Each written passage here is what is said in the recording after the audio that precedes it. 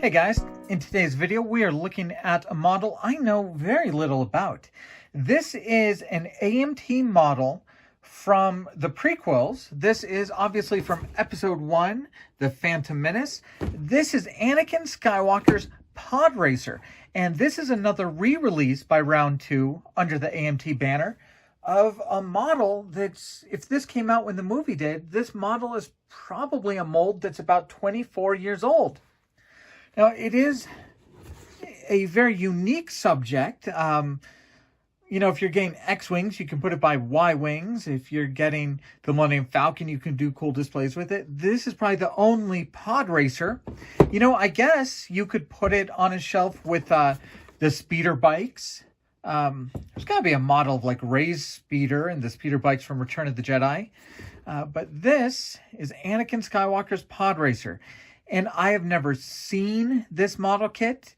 I don't even really know if I've seen too many built and completed versions of it. So I'm very excited to get a look at it. Taking a look at the packaging, we have some really wonderful vintage art that really reminds me of the prequels, and all the packaging, the black and the gold. And of course, you get an illustration of Anakin's Podracer. Across the bottom, you get some of the specifics. 16 inches long. Of course, a lot of that length is just the connection between the pods and the racer cockpit. Display base included. That's good. I'm very curious to see how they actually get it to display and kind of mount all of those. 1 32nd scale model kit. All right, from modeler of moderate experience, molded in gray. Cement is necessary. It does include that display base. Around the side, more illustrations. Across the top, some stills from the movie. And there is our decal sheet. Looks like all of those will be the markings and stripes for the pod itself. Well, I guess I don't know. Is the pod where he sits, or the pod's the engines? This is more for what I'll call his cockpit that's suspended between the two pod engines. So full decal sheet. Authentic detail with clear parts. Opening airfoils. Anakin Skywalker figure included. 100 finely detailed parts included. So yeah, there's a lot going on in this model kit. I'm very excited to see it. I think the other thing I'm going to have to look at is, this was in The Mandalorian, wasn't it? Isn't this engine repurposed as Timothy Oliphant's speeder? So I guess we should get some reference pictures and kind of imagine whether or not you could redo this as his speeder, or if it's two completely different in The Mandalorian. On the inside box, we have our paint guide. So really nice pictures of the engines. Very nice picture of his cockpit. There is our figure. More paint and decal guides. All right, Tamaya paint colors. Kind of how you should paint him up. So once again, very nice paint guide, much better than the old black and white ones that had to be in the instructions. And looking at the instructions, I took a peek a moment ago. It looks like a lot of those 100 parts are for the engines. Look at all of those little hoses. So that reminds me of a Y-Wing, having to put all those little guys on. It'll be very interesting to see how well those fit, how much detail you have. All right, so over here, it looks like you have your choice, one or the other. So I'm guessing that these flaps and airfoils, you have to choose whether you want them open or how far they are. It doesn't look like they'll be hinged to be openable. It looks like you just choose when you're building it, and then you select the appropriate parts. It looks like we should see a lot of hoses, a lot of these little air flaps. And most of those parts should be for the engines. Here's a look at kind of how the stand will hold up the parts. Let's look at that first. Right, here is our stand base. And we get 3 metal posts for it. And they're pretty strong. I don't want to try and bend them or flex them, but yeah, they seem pretty good here. Looks like it probably goes like this, and this long one gets inserted in this hole. Okay. That's pretty good. That seems like it doesn't look like it's going to really bend or flex. And it looks like these two will hold up the engines.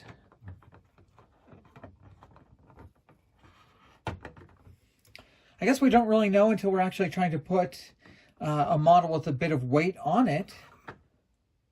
That seems like a pretty reasonable way to kind of suspend it up in the air and have all the parts look like they're kind of floating. I only really see two clear parts in this model. Here's our first one. So this looks like the really cool electric connection between the two pods.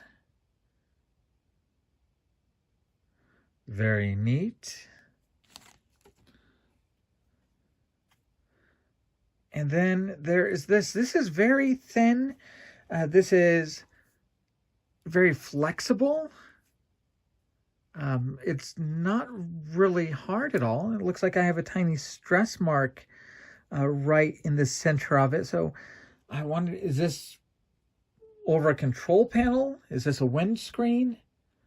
I'm a little curious as to where this will go. All right, so this is a clear windscreen. And I guess I'm supposed to put it in here and then kind of flex it to hold it in shape and glue it with super glue. So that's an interesting choice. Once again, I don't build like aircrafts or cars, so I don't know if many other models use some flexible thin piece of plastic like this. I've always seen canopies and windscreens done with a hard molded piece of plastic. So that is kind of a unique thing for me. Looking at the plastic, very smooth sort of cockpit here. This is the kind of upper chassis. And nice and smooth. It looks like most of the detail will be with add-on parts. You can see holes there set aside for those add-on parts. Looks like we have a couple little hoses or controls. Those look like they're his controls, so the levers he pulls, his throttles. So again, very simple and plain piece of plastic there. Most of the detail must be done with add-on parts. I think this must be kind of parts of the bottom of the chassis. Some nice ridged pieces there. Pretty decent detail there. Very simple little kind of dotted structures there. Nice hoses. And yeah, it's tough with a model I'm not that familiar with. I'm thinking this may be part of his chair. So I guess on this review, we'll just kind of look for the details, see how well it's molded. And when I get to building it up, we'll see how a lot of it goes together.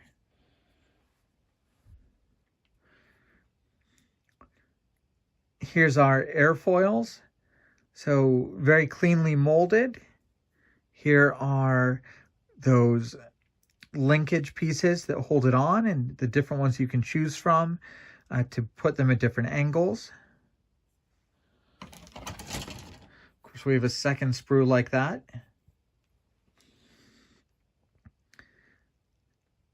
Then, like we saw in the instructions, lots and lots of little hoses to go all over those engines. And we have a second sprue here. So, of course, set of hoses for one side, set of hoses for the other side. Looks like a lot of the building will be adding these little hoses on. Of course, sometimes it's a little tricky to kind of take these parts off and still not break the hose and not leave a big kind of piece there from where you clipped it. More detailed parts on this sprue, a few more little hoses.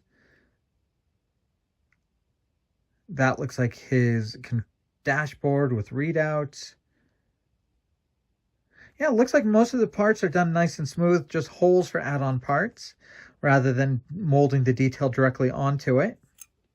Yeah, so here's some of the detail parts you would add on. And they're well done.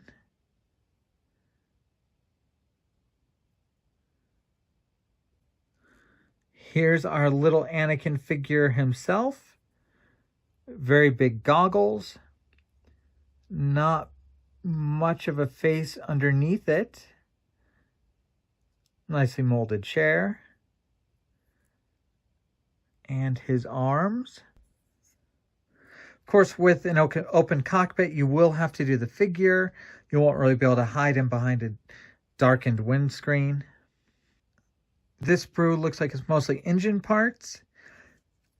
And yeah, there's a lot of parts here. It looks like there's going to be a lot of parts you stack on to build up the turbines.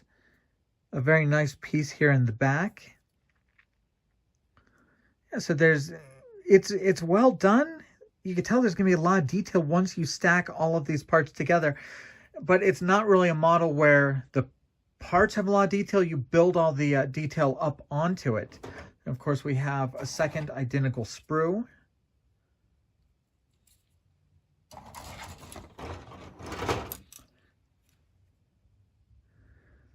Now, finally, we have some parts with some detail molded in. So these are the parts that will actually be put together to make the core of the engines. So you can see there is a lot of molded detail here. So what this is reminding me of right now, and this is not a comment on quality, because I don't know if this can live up to the quality of Find Molds. This reminds me of the way Find Molds was doing their Star Wars models, where you were layering tons of parts on. The way you would get that Millennium Falcon and the back deck was just blank with lots of holes to put the detail on, and then you add a whole bunch of hoses and parts to build it up. All the kind of blank surfaces here with holes to put the hoses on make me think you're adding a lot of the details onto it. I have not really seen a vintage Star Wars kit with this many parts. I wonder if this might have the most parts until the license went over to Find Molds or Bandai, because there are just a lot of parts to build this up, and I can't imagine that like the Naboo Starfighter had this many parts to add on and build all those details. So I'm actually much more intrigued by this model than I thought it would be. I guess I never looked at closely enough to realize there's that many hoses and add-on parts to give the engines that much detail. And I wonder, I don't really know if when this kit was put out, if this was kind of a prestige kit that they really kind of sold the model line on to kind of show how well detailed and awesome a Star Wars model could be back in the day. Clearly, it does look like they put a lot of time and effort into this model kit. It might have been one of the showcase pieces from the Phantom Menace. I know this model came out from the Phantom Menace, and I believe the Naboo Starfighter. I'm not sure what other Phantom Menace model kits there were. So kind of a very unique model to get to build. All right, here's a look at the decal sheet. It looks like it's mostly the racing stripes and the markings for Anakin's Podracer. It does look like we have a few consoles for the dash, his little readouts.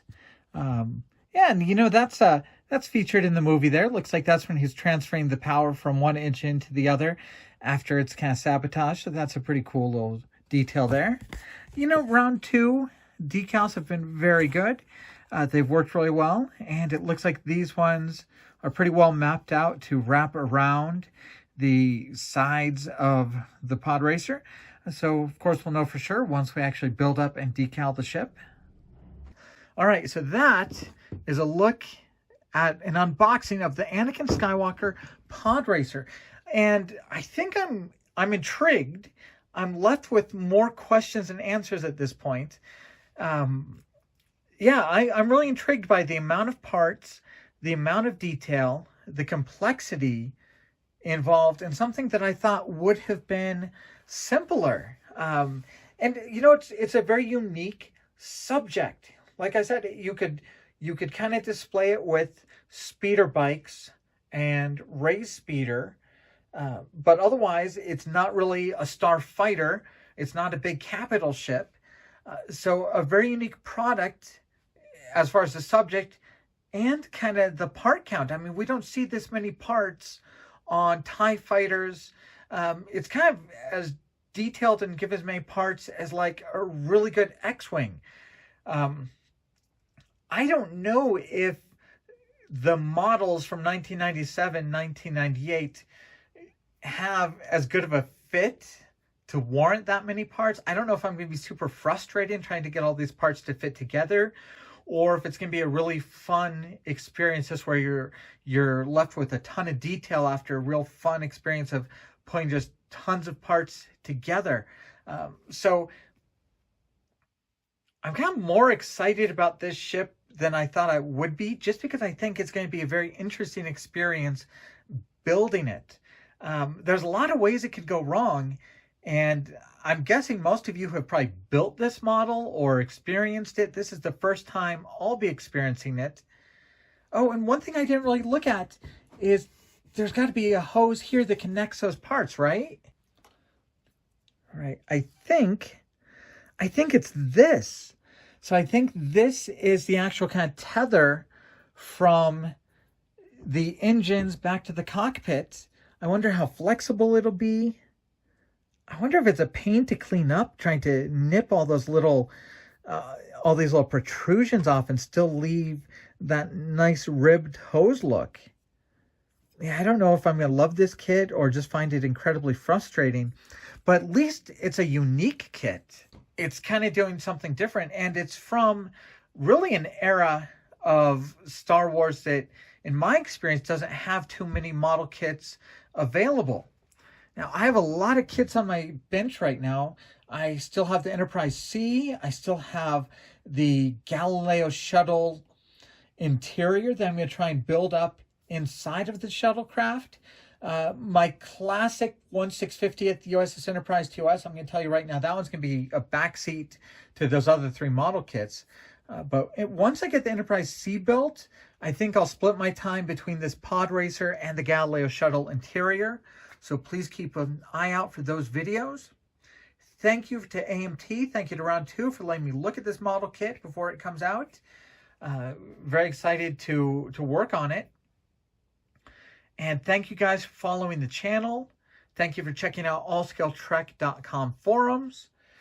We'll be back with this and many other builds. So thank you guys very much.